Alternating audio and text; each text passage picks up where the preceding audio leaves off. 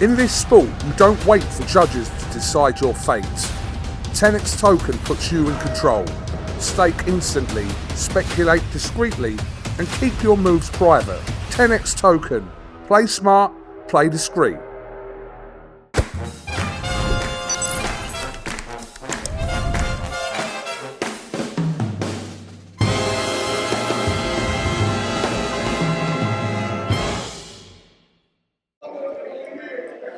Colin McGuigan, IFLTV. Edward, are you just watching it back? It's just me, just losing my shit in the ring. Standard procedure. Just talk to me about how special Jerome Boots Ennis is. You know what? I can't tell you how excited I am about the future, because he's going to beat everybody. And the thing is, Lima's a really good fighter, and he's really tough, and he's really strong. But he's not Virgil Ortiz, and he's not Mertzalayev, and he's not Zayas. But you have no idea what is about to happen over the next few years with Boots. No idea. I'm telling you now, he will do the same thing to Virgil Ortiz. Might take a few more rounds. He will stop Virgil Ortiz. It's the perfect style. Mertzalayev, the same thing. All of these guys, there's not anybody at 54 that will beat him. There's nobody at 60 that will beat him. And there's only one man that I think is obviously a very, very tough fight, and we want him bad. We want him bad. But we got to prove ourselves to get that type of fight. Was Boots supposed to do that tonight with all the ridicule that came in?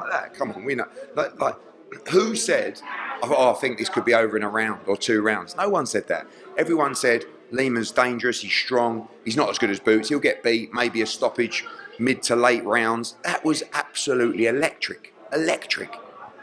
And, you're talking about a very special fighter. Boots has been quite vocal in that Virgil Ortiz hasn't signed his part of the contract. Why do you think that is? Because we're all so confused. We sat in a meeting with Oscar and Eric Gomez and the Zone and said, let's talk about the deal. We negotiated the deal. Everyone went, great deal, let's move forward. Boots went away, signed his contract. We never heard back. Eric Gomez called me this week and said, look, I just want to let you know, we want to make the fight. We've got to beat Lubin first, then we'll get it made. So I give them the benefit of the doubt. But if they don't sign the contract, then what happens? Well, we don't fight, and there's nothing we can do about it. That's the issue we're going to have. You can talk a good game. Oscar De La Hoya knows boxing. He knows how good Boots is. But do you want to gamble? Does tonight's performance make it more difficult in a way? Of course, it always does. But some people will say, oh, it was Lima. It was, so there you go, guys. I mean, it was only Lima. Well, weren't that special, that performance? What you got to be worried about? If not Virgil Ortiz, what's the route you want to go down? Mertzalayev, Fundora, Barasabu, Zayas. I don't care. We must unify again at 54. That's what we need to do. And we want to win all the belts. But he'll be 60 soon enough. And he'll destroy, honestly, mate, he ain't going to lose. There's only one person that I can't sit here and say, we wanted that fight for a long time. But we've got to build ourselves to make that fight of the value that will make Crawford take it. Where does he rank among fighters that you've promoted? The best fighter I've ever had. The best fighter. Anthony Joshua included? Yes. Look, AJ's one of the biggest names in boxing. I'm talking about pound for pound quality. This is the best fighter I've ever worked with, ability-wise. And I've worked with some amazing fighters and active fighters now, who are on the pound for pound list. And this guy, I think he's better, honestly. In terms of the rest of the card, Alexis Pereira unfortunately fell to defeat the Vianello. What did you make of that fight? I thought it was, an aggressive step up for Alexis Pereira. Was it too early? Maybe, but I don't mind. If you're good enough, you beat someone like Guido Vianelli. If you're not, it's okay. You get beat, you come back, you get a win. He's a young man. He's had 14 fights. And then we go again. But how good was it to have a fight like that on the card of heavyweight, fair play to Guido. And Guido's a good example. Don't forget, he got beat by F.A. Jagba in a close fight. Then he come back, he beat Arslan Makhmudov. Then he got beat by Richard Torres. Now he's come back and beaten Barrera. It's okay. It's heavyweight boxing. And I want to try and make more fights. And And yeah, I'm excited. You know, Barreri's gutted, but I just said to him, man, it's okay. You made a name for yourself tonight. He's a good fighter and he's very inexperienced. He'll be back. Will you work with Lima again? Yes, Lima's a great kid. Lima's a great fighter. But he's, you know, unfortunately for him, if you come out hot and aggressive against Ennis, they actually traded up. He actually caught Boots, but Boots landed an uppercut, and that was it. And the finish, you don't even see a shot coming. You think, Con, he's in the gym, he probably has to lose, I don't know, 25 pounds to make 147. All week, you're not eating, you're not drinking. You make weight, and you have 24 hours to recover. So he's fighting Stanionis and these guys on 50%. And that tonight, you didn't get a chance to see everything. But this is a different animal, a different beast. You've announced Diego Pacheco against Sergio in California. Yes. Just excited for that, sir? Yeah, I mean, look, it's a great fight. Pacheco, I think, is the future at 168. Between those two, 24-0, 26-0, 50-0, 41 knockouts. Sergio's top 10 in every governing body. It's a great card. It's going to be a really big card as well. A lot of fights on that card. Who else can we expect to see on that card? Tito Mercado's on there. Gabe Flores. We're talking about a possible fight with Joe Cordina and Gabe Flores, which is, you know, it's going to be a big crowd in Stockton. And there's, as I said, at least 3 more championship fights to be added. You spoke in an interview the other day about the possibility of Anthony Joshua fighting, and you said that card at the time, I think the words you used was LA, it was a possibility. Could AJ fall on one of these cards before the end of the year, or is it kind of out of the question? He could do. He could do. Out of the cards, which of them is more likely for AJ to fight? I have no idea. Honestly, you know, there has been a discussion just to... You'd hardly bring him to Stockton, California, though, would you? Why?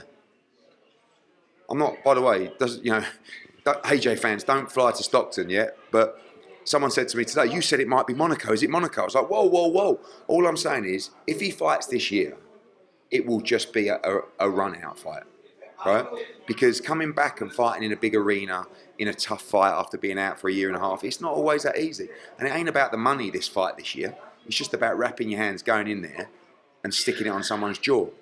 And then going back to camp and then getting ready for another one and then fighting Tyson Fury. That's all. So it's 50-50 whether he fights this year. But if he will, he'll be added to a card. He won't be headlining.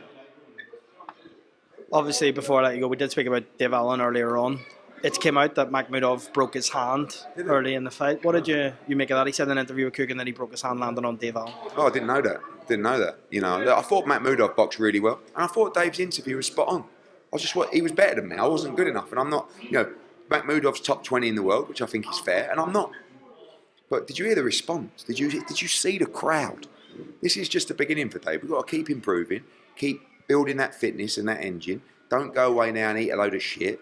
Let's stay busy. Let's stay in the game. Let's commentate, manage your fighters, look good. You're a handsome boy, and then let's get a win. But I want to, you know, in Dave's contract, he's got this comeback fight, and there's a lot of. I've had 2 phone calls tonight for Dave Allen. Who were they? I'm not saying, but they're big names. Well, give us an idea of the names, because people are watching this, right? Tom Moretti said, would he be interested in fighting Richard Torres? Do you like that fight? Not really, but there's an example, right? So Dave Allen, people look at that crowd tonight and go, fucking hell, who's this geezer? So we'll be back, and Dave will be back, and styles make fights, and Dave's always going to be dangerous in fights. I felt like, you know what I felt like tonight? When he come onto the stage, I felt like it took a little bit out of him, if I'm honest. He went like this, which was amazing to see. It was a beautiful moment, but I just feel like, yeah, I felt like the legs were a bit heavy earlier than anticipated tonight, but he still did great. And yeah, listen, I'm very excited for Dave's future. Before I let you go, you've announced obviously that show tonight in Stockton, California. Can we expect more announcements from Matchroom in the coming days? Of course. So where are we now? October the 11th. Next Friday, we're at York Hall. Brilliant main event. I can't wait. Lillard against Conway, British Commonwealth titles. And then, of course, we've got November 1st in Orlando. We've got November 15th, the small matter of Ben Eubank at Tottenham. November 22nd, Saudi Arabia. There will be a UK show November 29th. Watch this space. Ben Whittaker in Birmingham. December 6th, we'll be in Monaco. You've seen that already. December 13th, we'll be in Stockton, California. December 20th is very likely we'll be in Africa. Could AJ go on that African card, possibly? I don't think so, but who knows, mate? Anything could happen. Okay, well, give us the headliner, possible headliner for Africa. I'm not telling you.